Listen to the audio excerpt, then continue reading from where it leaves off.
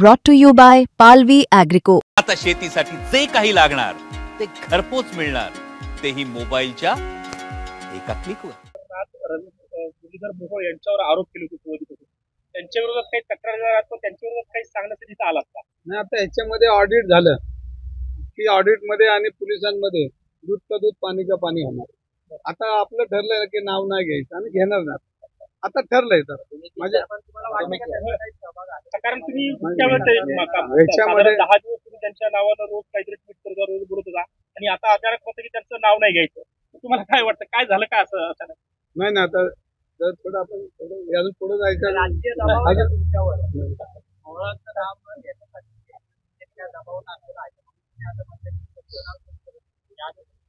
बरं, आता थोडं पुढे याच्या पुढे जाऊ का, राहिले आपण हे झाल्यानंतर ठीक आहे, झाल्यानंतर तर याच्यामध्ये जे मूल्यांकन केलं ती मंडली कंपनी त्याचा बी शोध घेतला पाहिजे।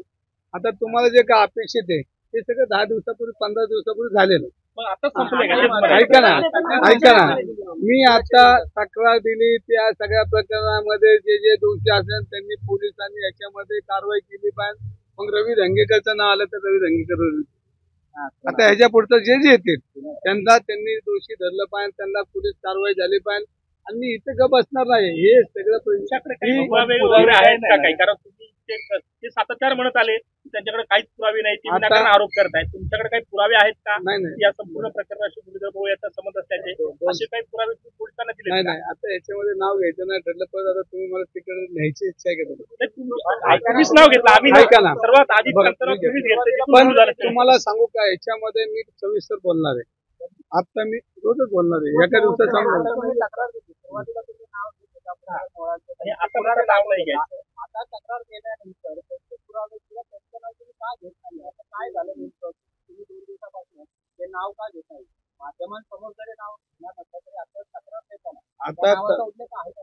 तक्रार देताना जे जे दोषी असतील, रवी धंगेकर याच्यात दोषी असेल तर रवी धंगेकरला बी अटक करा। म्हणजे आता ह्याच्या पुढचं तुम्हाला काय सांगू, म्हणजे जे दोषी असतील त्यांना अटक करा, कोणाला सोडू नका, हे माझं मत सगळ्यांकडे। मी सगळ्यांचीच मागणी केली आहे बघा, माझ्याकडे तुम्ही जी मागणी आता याच्यामध्ये मी त्यांना सांगितलं की मी तुम्हाला त्यांना एक आज माझं पत्र व्यवस्थित जाईल, आता त्यांची जी चर्चा केली 7 दिवस त्यांची वाट बघणार, 7 दिवसांनी आमचे पुण्याचे आयुक्त पोलिसांकडे जाणार, आयुक्तांना देणार, 7 दिवस त्यांनी नाही केलं तर शेवटी न्यायालयाचे दरवाजे उघडणार, ठोठवणार आणि तिथनं जे काही न्यायालयाने आपल्याला पुढं जे काही मार्ग असेल की गुन्हा दाखल करायचे ते मार्ग त्यांनी उघडे करून दिले तर ज्यांची तपासणी मी एकच नाही मग त्या प्रोजेक्टसाठी गोखले आणि बडेकर प्रोजेक्टची सगळ्यात आतापर्यंत झालेल्या सगळ्यांचाच ऑडिट करा, जो दोषी असेल त्याच्यावर कारवाई करा। आतापर्यंत गोखले बिल्डरचे ते मुरलीधर मोहोळ पार्टनर होते आतापर्यंत, म्हणून तर आता वर्षापूर्वी तुम्हाला पुरावे पाहिजे म्हणलं, पुरावे गोळा करू दे ना, पुरावेच गोळा करतो मी, ज्यांचे पुरावे तुमच्या समोर येतील।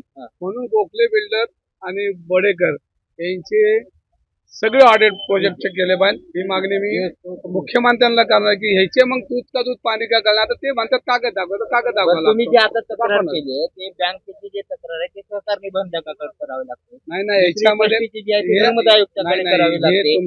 कारवाई हे तुमचं म्हणणं बरोबर आहे, याच्यामध्ये आपण यांची नावं टाकली तर यांचा प्रस्ताव हे यांच्या मदतीने वरिष्ठांच्या त्या कळवतील आणि त्याचे सगळे ते माहिती मागून घेतील, यांना अधिकार आहे कारण आपल्याकडे ऍक्ट चालतो।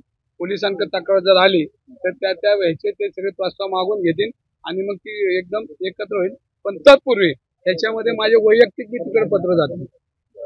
समन्स आलं का तुम्हाला? समन्स आलंय तुम्हाला कोर्टामध्ये हजर अजून माझ्या हातामध्ये काय ते समन्स पडलं नाही, पण जर न्यायालयात हा विषय गेला असेल तर न्यायालयाचा आदर करून मी कोर्टामध्ये जाईल।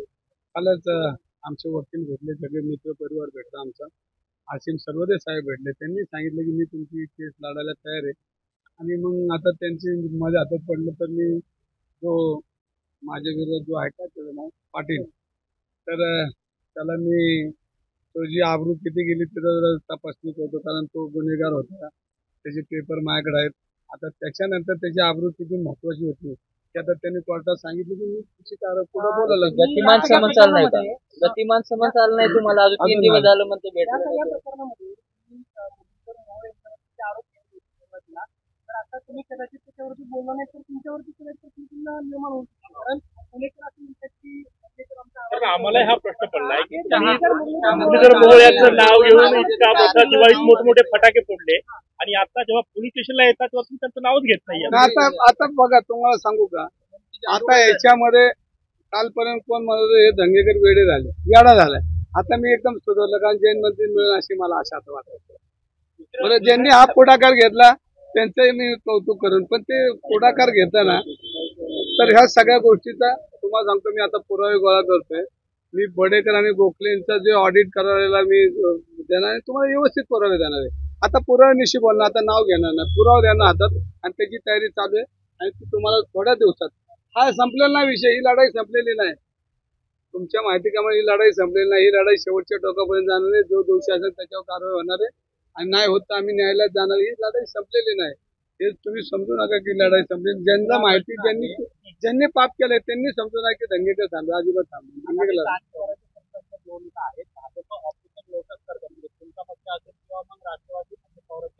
यांच्यातले नेते कोण आहेत त्याच्यामध्ये शिवसेना अस्वस्थ आहे, अजित पवारांच्या पक्षी अस्वस्थ आहे अशी माहिती आहे. तुमची काय प्रतिक्रिया आहे ऑपरेशन लोक? मला बघितलं वाटतं का मी अस्वस्थ आहे? अजिबात नाही अस्वस्थ. लढणारी लोक आहेत, शिवसेनेमध्ये लढणारी लोक आहेत, ती लढत राहणार आणि सर्वसामान्याला चेहरा देणारी शिवसेना आहे. तुम्ही बघा, माझ्यापासून मागचा इतिहास बघा, ज्यांना काही राजकीय परंपरा नाही, राजकीय त्यांना कौटुंबिक काय हे नाही, अशी सर्वसामान्य गोरगरिबांची, रिक्षावाले, छोटे मोठे व्यवसायाची मुलं आज मुख्यमंत्री माझ्यासारखे आमदार बिमदार झाले. त्यामुळं शिवसेनेला काय ताकदीची लोक लागत नाही, फक्त लढणारा कार्यकर्ता लागतो. तो लढणारा कार्यकर्ता शिवसेना.